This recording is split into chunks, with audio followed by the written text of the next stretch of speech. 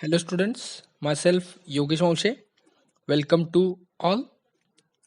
आज आपण स्टार्ट करणार आहोत centre of gravity.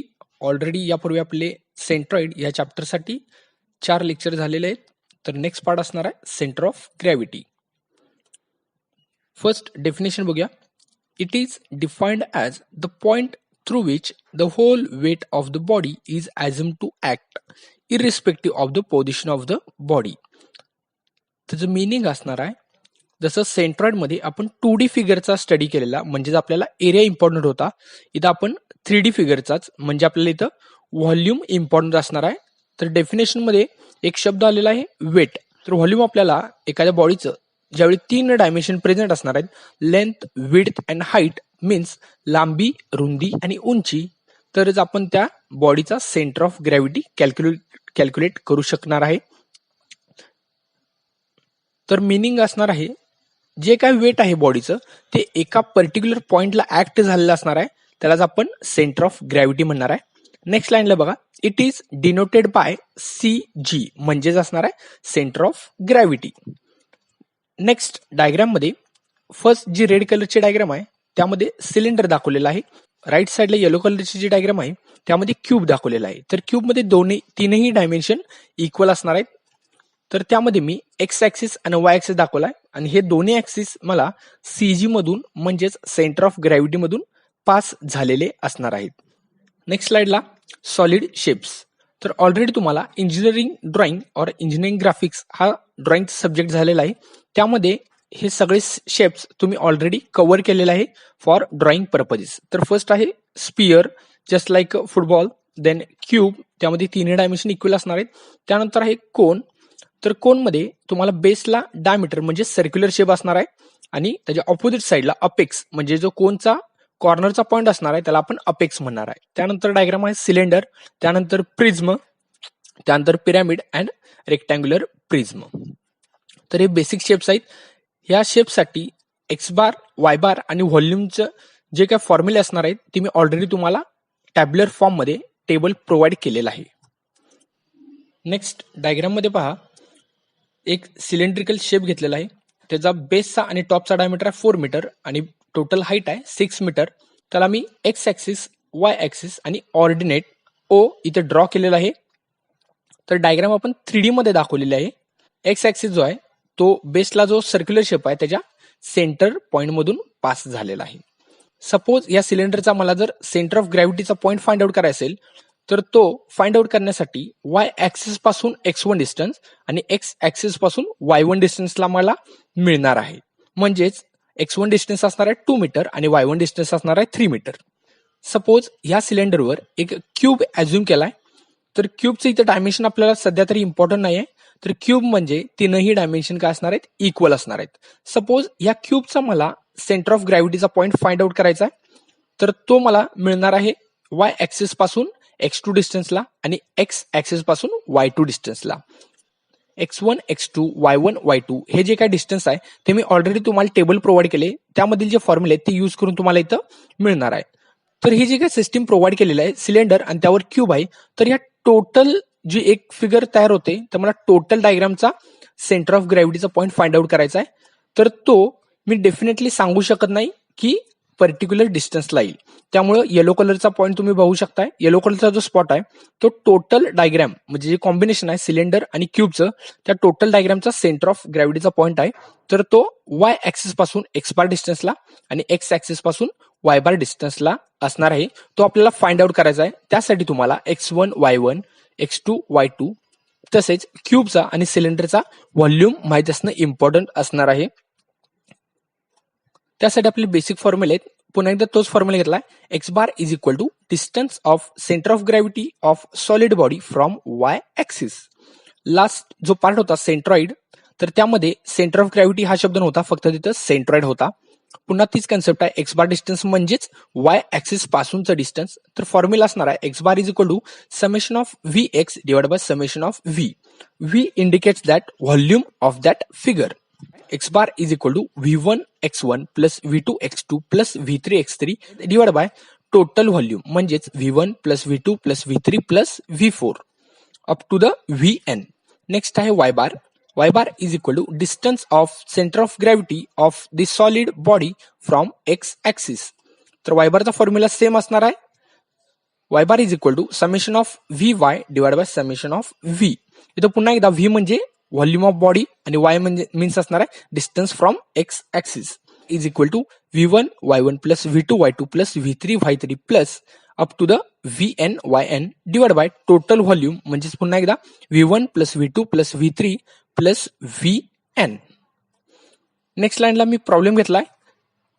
A solid forming a cone of base 100 mm and height of 200 mm joined to base with cylinder of base 100 mm and height of 200 mm.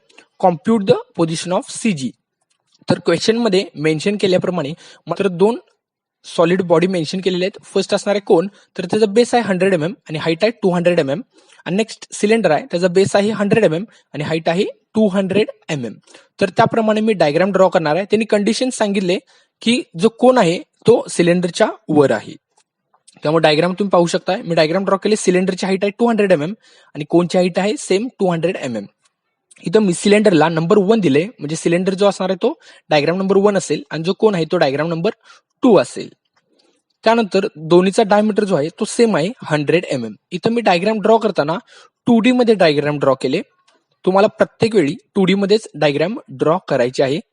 तर जो y बार आणि x बार दाखवलेला आहे म्हणजेच सेंटर ऑफ ग्रॅव्हिटी पर्यंत distance आहे ते आपल्याला फाइंड आउट करायचा फॉर कंबाईन फिगर, म्हणजे सॉलिड आणि कोनसाठी आपल्याला कंबाईन मध्ये इथं CG पॉइंट प्लॉट करायचा आहे. तर कॅल्क्युलेशनसाठी फर्स्ट ऑफ ऑल मी डायग्राम डिवाइड करणार आहे. ते स्टेटमेंट टाकले बघा. फिगर नंबर 1 सिलेंडर आणि फिगर नंबर 2 कोन असणार आहे. Step number 1 volume calculation. तर व्हॉल्यूमसाठी मी पहिल्यांदा फर्स्ट जी फिगर आहे म्हणजे सिलेंडरचा व्हॉल्यूम फाइंड आउट करणार आहे. त्यासाठी फॉर्म्युला आहे पाय r square divide by h1.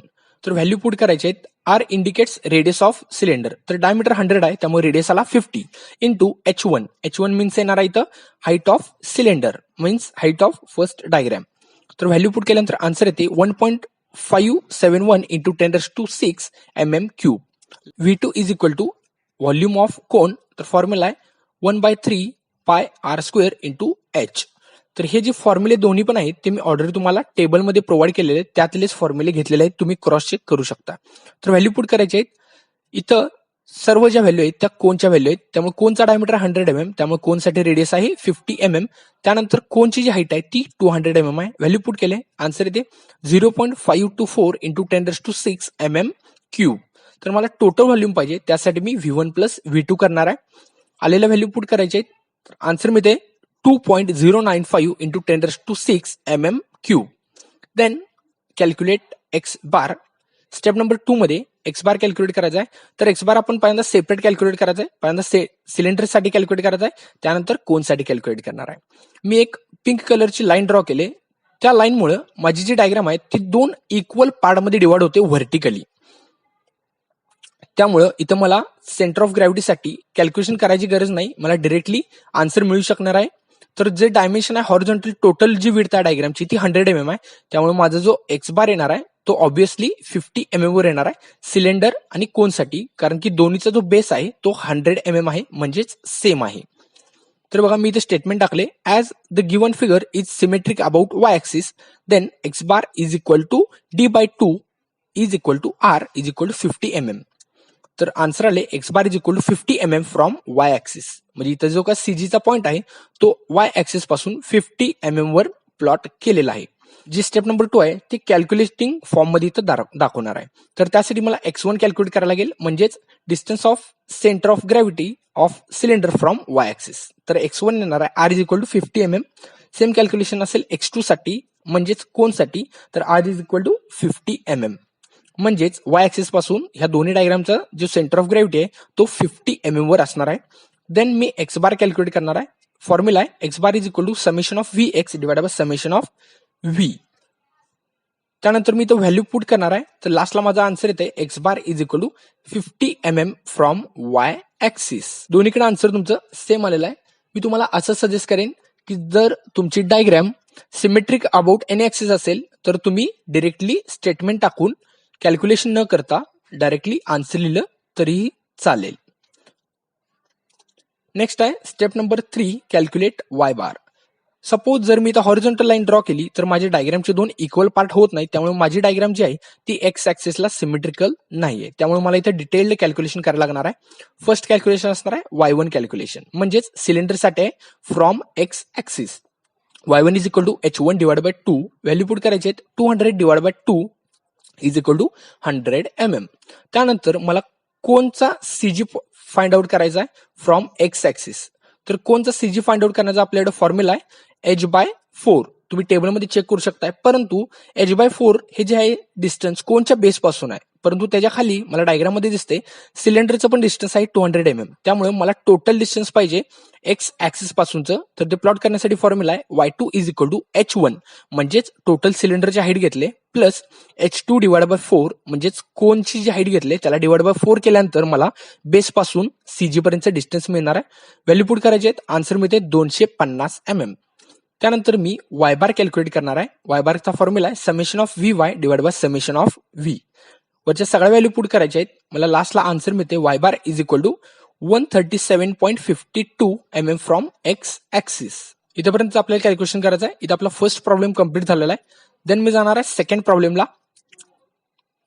Problem बघा, right circular cone of base diameter 100 mm and height 200 mm is placed on the base of hemisphere of same diameter. Find CG. First of all तुम्हाला question मध्ये किती solid shape mention केले ते बघायचे. तर मला इथे दोन दिसतात, एक आहे सर्क्युलर कोन आणि सेकंड आहे हेमिस्फियर. तर डायमेन्शन दोन दिलेले आहेत. तर बघा, फर्स्ट डायमेन्शन बेसचा डायमीटर 100 mm आहे आणि हाईट आहे 200 mm for circular cone.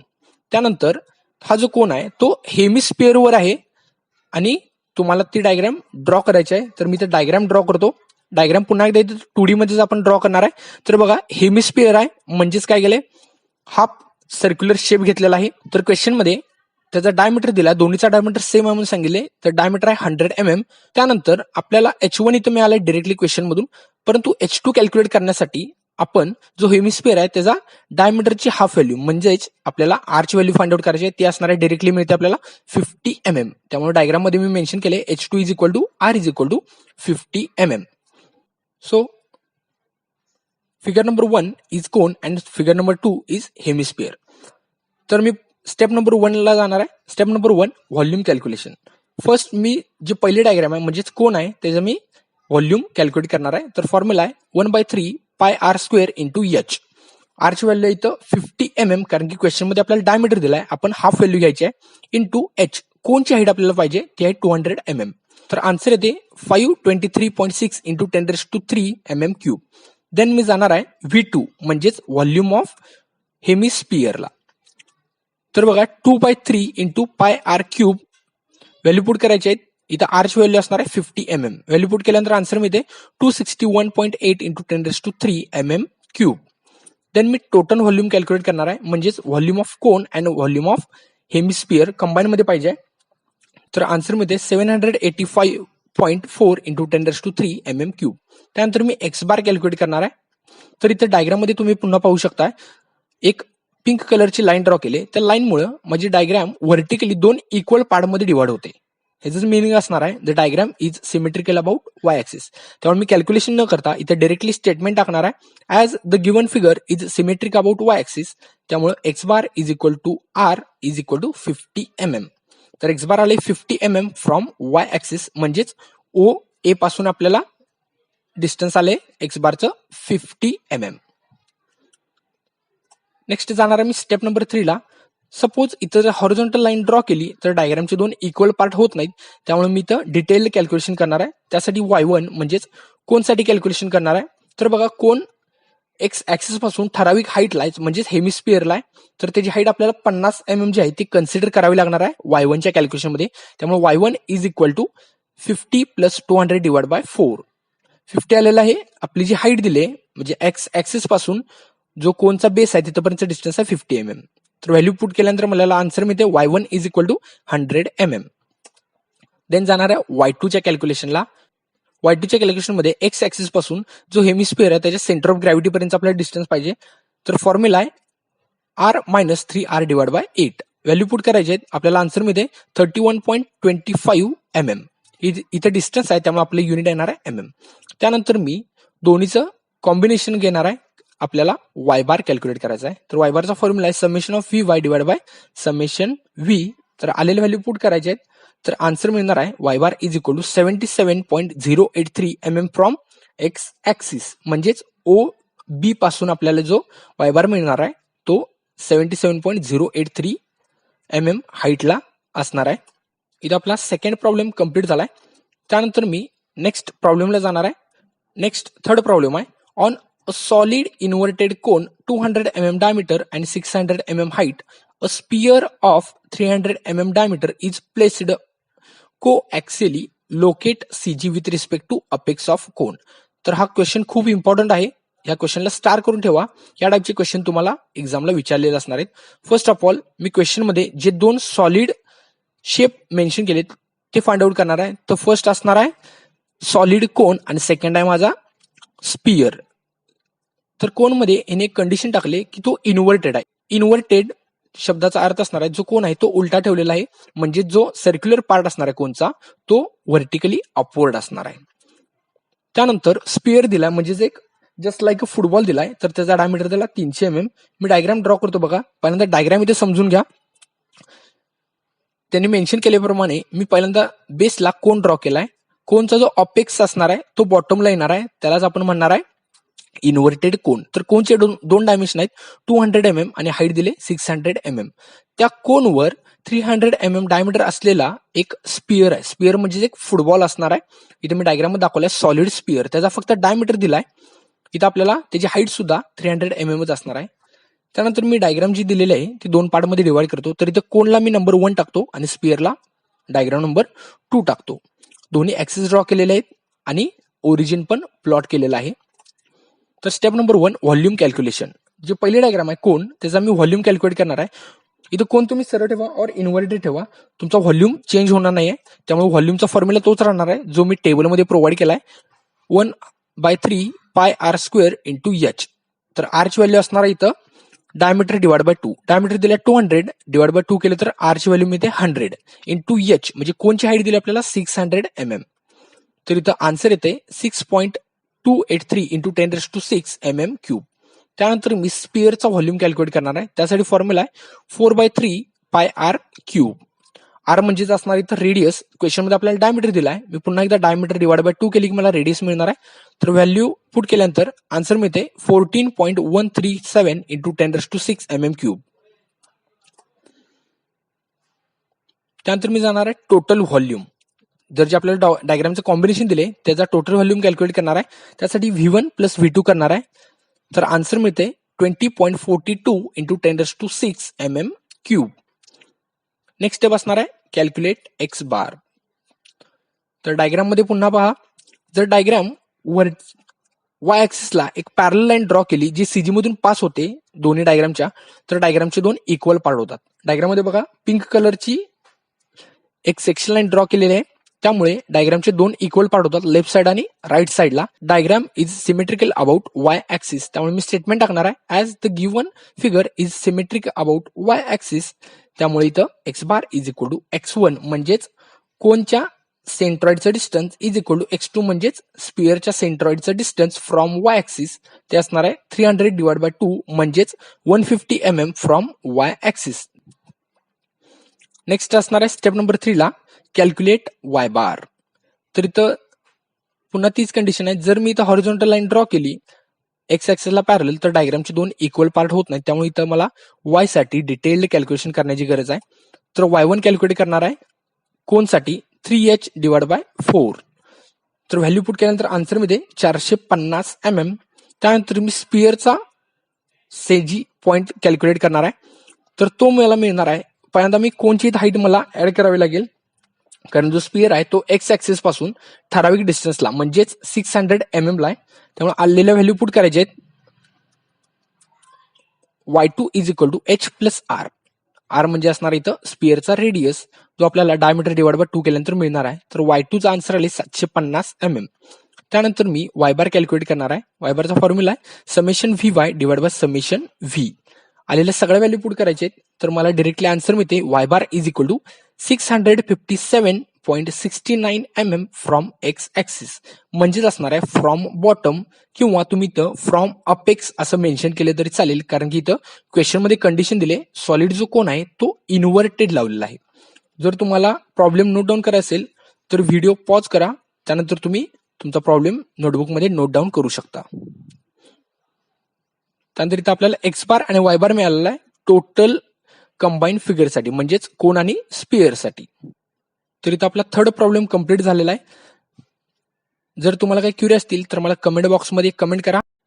Lecture आवडलं असेल तर लाईक करा आणि माझ्या चॅनेलला सबस्क्राईब करायला विसरू नका. थँक्यू.